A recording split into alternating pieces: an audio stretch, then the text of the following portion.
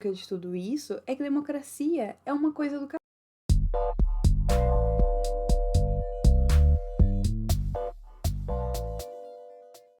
Hoje a gente vai conversar sobre o maravilhoso Cartas de um Diabo a Seu Aprendiz, que, apesar de ser catalogado como filosofia e cristianismo, é uma literatura incrível. Aqui nós temos um diabo, que é um mal danado, dando orientações para o seu aprendiz, que é o Vermelindo, sobre como conquistar uma alma humana específica para o inferno. Então, o Vermelindo, ele manda relatórios sobre as situações da vida desse humano para o Maldanado e o Maldanado responde esses relatórios com cartas, dando orientações, assim, para o que ele faz para resolver aquela situação, para tentar aquele humano naquela situação, enfim. E assim, a gente não tem contato com o que acontece na vida do humano, a gente não vê nada disso, e nem com os relatórios do Vermelindo. Tudo que a gente tem são as cartas do Maldanado. Então a gente meio que precisa ficar fazendo um quebra-cabeça para entender o que está acontecendo na vida desse humano. Então a gente sabe da relação dele com a mãe, do processo de conversão, da relação com a namorada, com os amigos, enfim, mas tudo na base do quebra-cabeça. A gente pega umas informações aqui, outra ali, nas cartas distintas, e aí a gente fala assim: ah, ok, beleza. Foi mais ou menos isso que aconteceu com o humano aqui, por isso que ele deu essa orientação. E todas as orientações que o diabo passa, elas são baseadas tanto em coisas da natureza humana, quanto em coisas relacionadas com as virtudes. Então, o Vermelindo, ele passa, assim, né, nos relatórios as coisas que aconteceram com aquele humano. E o Maldanado, ele faz, assim, uma espécie de mapeamento de quais são as virtudes e inclinações do ser humano que estão envolvidas naquilo, e ele vai e mostra como transformar aquela coisa que parece boa, aquela virtude, em algo negativo, como fazer o aprendiz tentar o humano para pecar, achando que está fazendo coisas incríveis. Por exemplo, tem um momento em que o humano, o paciente, como eles chamam, ele tá com a vida de oração assim a todo vapor, rezando todo dia, enfim, etc e tal. E aí, o Maldanado, ele manda orientações para o aprendiz transformar aquela oração num momento vazio. Então, ele fala que é para tentar o humano a rezar só repetindo palavras, rezar deitado e coisas do tipo. Então, ele transforma a oração, que é uma coisa boa, em algo ruim, desleixado e desrespeitoso. O livro tem 32 cartas e todas elas têm mais ou menos essa mesma estrutura. E eu acredito que por isso que acaba sendo catalogado como filosofia cristã, porque acaba tendo um tom de ensaio sobre a natureza humana, baseada em coisas cristãs, enfim. Só que assim, o C.S. Lewis, no prefácio, ele vai falar que, apesar do diabo ser um ótimo conhecedor da natureza humana, ele ainda é um grande mentiroso. Então, que não é pra gente sair por aí falando que aprendeu grandes coisas a partir desse livro. Só que assim, sendo bem sincera com vocês, a gente fica bem tentado a fazer amizade com esse diabo, porque ele é muito carismático. As cartas são cheias de ironia, trocadilho, piadinha. E ele fala coisas que a gente pensa assim, conheço alguém assim, já vi essa situação. Então, às vezes dá vontade de sentar e conversar com ele enquanto toma um café. Uma das coisas que mais me chama atenção é quando o Maldonado começa a falar do pessoal do cristianismo lá na carta 25. Olha só. O verdadeiro problema dessas companhias com as quais o seu paciente convive é que elas são simplesmente cristãs.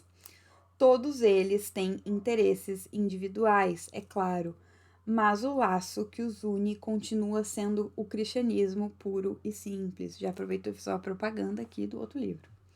O que desejamos, se os seres humanos tiverem que se tornar cristãos, é mantê-los no estado mental que eu chamei de cristianismo e.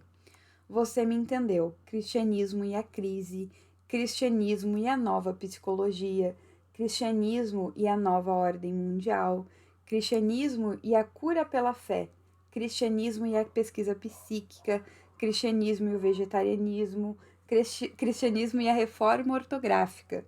Se não houver como evitar que eles se tornem cristãos, ao menos faça com que sejam cristãos com os seus diferenciais.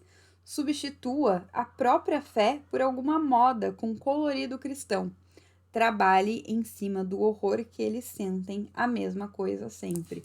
E aí, nessa carta, ele vai desenvolver, né, a teoria sobre o ser humano ele ter horror da mesmice e ficar mudando o tempo todo. Ele ensina o aprendiz a fazer o ser humano ficar mudando de. Só que assim, nesses exemplos que ele dá de cristianismo eu consegui identificar alguns cursos que tem para vender hoje pela internet, né? O pessoal bota uma roupinha cristã em algum assunto que tá na moda e começa a vender curso. Agora a moda eu acho que é cristianismo e vida intelectual, alguma coisa assim.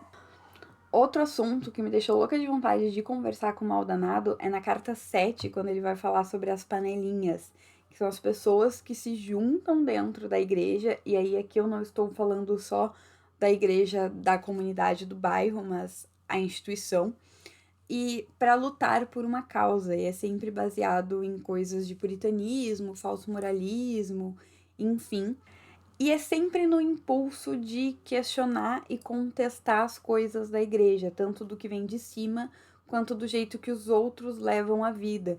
Então é meio que o pessoal do, o meu cristianismo é melhor que o seu e coisas do tipo.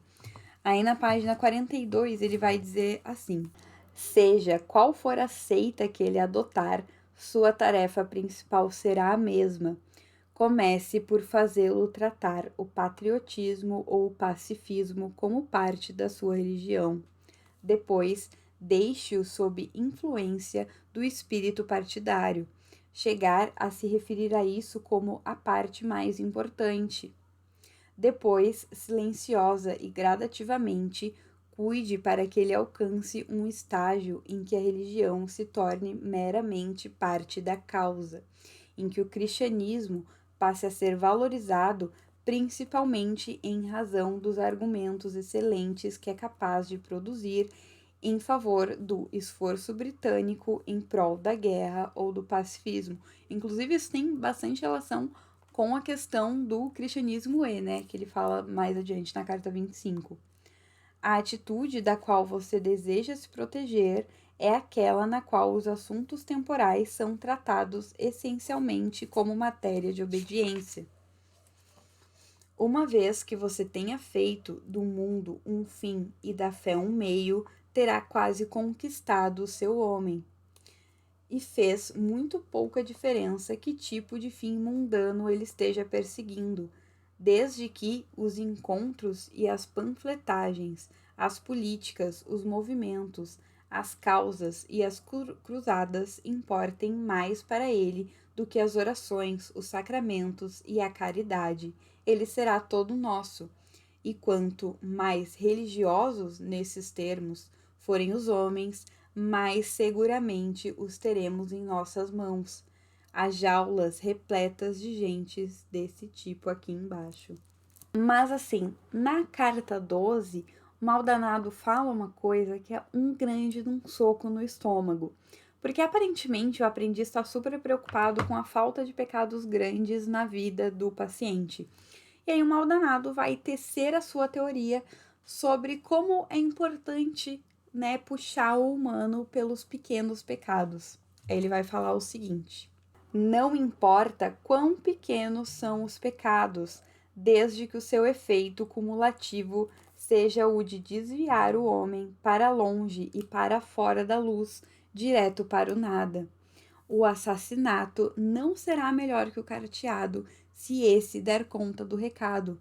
A estrada mais segura para o inferno é gradativa. A ladeira é suave, o solo é macio, sem curvas acentuadas, sem marcos e sem postes indicadores. E isso que o diabo relata aqui parece muito com a visão do inferno que São João Bosco teve. São João Bosco vai dizer que o caminho para o inferno ele é quase todo de uma descida que ela é quase imperceptível. Só que quanto mais baixo tu tá, mais íngreme é essa descida. Mas basicamente assim, tu vai indo, indo, indo e eventualmente tu dá nas portas do inferno, que é meio que o que o diabo falou aqui nessa carta. E eu podia ficar aqui horas e horas dando exemplos, mas eu separei esses três justamente para a gente ver como não é tão simples decifrar o que o diabo está tentando falar aqui. Nessa edição tem um texto de apoio que ele vai falar, e o que é branco para mal danado é preto pra gente e vice-versa. Só que a gente viu que não é tão simples assim, não é só inverter o que o diabo falou. Inclusive, nessa mesma edição tem um texto do C.S. Lewis, que é o prefácio da segunda parte do livro, que ele vai falar que escrever essas cartas foi a pior coisa que ele fez, que causou nele uma cãibra espiritual, isso e aquilo, justamente por ser tudo tão confuso. Ele vai falar que dar voz pro diabo desse jeito foi uma das piores coisas que ele fez, inclusive. Essas 31 cartas foram publicadas originalmente de maneira periódica num jornal britânico, e em 1942 elas foram publicadas em formato de livro pela primeira vez. Aí, um pouco antes da sua morte, lá pela década de 60 já, o C.S. Lewis ele republica esse livro com uma segunda parte, né? Com uma parte a mais que chama Mal Danado Propõe um Brinde. E essa segunda parte, ela se passa muito tempo depois das cartas, acredito eu que mais ou menos na mesma época ali que foi publicada, um pouco antes da década de 60. E basicamente tá acontecendo uma cerimônia de formatura de alguns diabos aprendizes e o mal danado ele é convidado para brindar, para fazer o discurso, enfim. E assim, sintam-se livres para discordar de mim, mas esse discurso do mal danado na formatura parece um ensaio do C.S. Lewis sobre a sociedade moderna. Não parece tão literário quanto as cartas. Parece realmente mais um mapeamento do que de absurdo está acontecendo no momento. Porque é exatamente isso que o mal danado está fazendo. Ele está falando o que tem hoje na sociedade de tão absurdo, de tão horrível, que melhora, que contribui, que ajuda no trabalho dos aprendizes, no trabalho dos diabos. E ele vai desenvolver o seu raciocínio nesse discurso a partir do conceito de democracia. E aqui não estamos falando da democracia política de votar para eleger um presidente. Isso, inclusive, ele vai falar que é ruim para os diabos, ele vai falar que é ruim para o inferno. Estamos falando aqui de uma coisa que ele chama de comportamento democrático. Esse comportamento democrático é meio que todo mundo é igual e todo mundo tem direito a tudo e um sentimento coletivo de eu sou tão bom quanto você e coisas do tipo. É isso que ele está apresentando pra gente.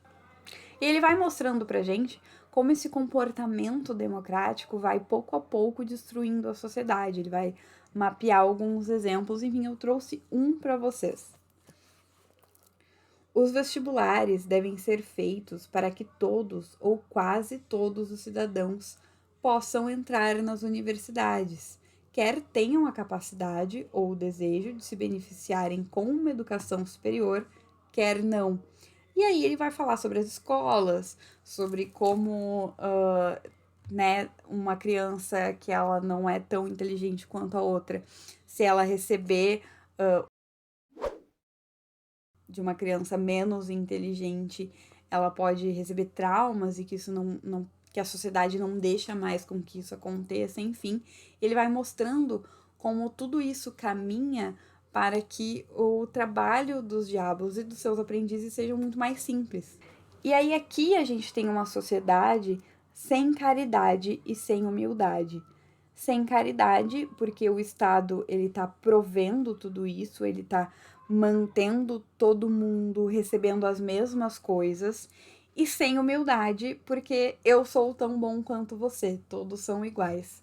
E aí na página 204, o Maldanado vai falar o seguinte: o fim real é a destruição dos indivíduos, pois somente os indivíduos podem ser salvos ou condenados, tornar-se filhos do inimigo ou nosso alimento. O valor supremo para nós de qualquer revolução, guerra ou fome está na angústia individual, na traição, no ódio, na raiva e no desespero que elas são capazes de produzir. Eu sou tão bom quanto você é um meio útil para a destruição de sociedades democráticas, mas essa ideia tem um valor muito mais profundo como um fim em si mesma, como um estado mental que, ao excluir a humildade, a caridade, a satisfação e todos os prazeres de gratidão ou da admiração, desvia um ser humano de quase toda a estrada que poderia, por fim, conduzi-lo aos céus. E esse raciocínio do diabo, ele fica mais simples de entender quando a gente lembra que Deus, ele não ama a humanidade de maneira abstrata. Ele ama cada um dos indivíduos. Quando Cristo morreu na cruz, ele não morreu na cruz para salvar a humanidade de maneira abstrata. Ele morreu na cruz para salvar a Michelle, para salvar você, para salvar cada um dos indivíduos de maneira única. Então, para que o diabo se fortaleça, ele precisa destruir o indivíduo, porque o indivíduo é o que Cristo ama, é o que Deus ama. Deu para entender? E assim, eu fico bem chocada como um livro dessa finura, de 200 páginas, consegue ser uma leitura muito divertida e ainda assim causar esse tanto de reflexão que causa.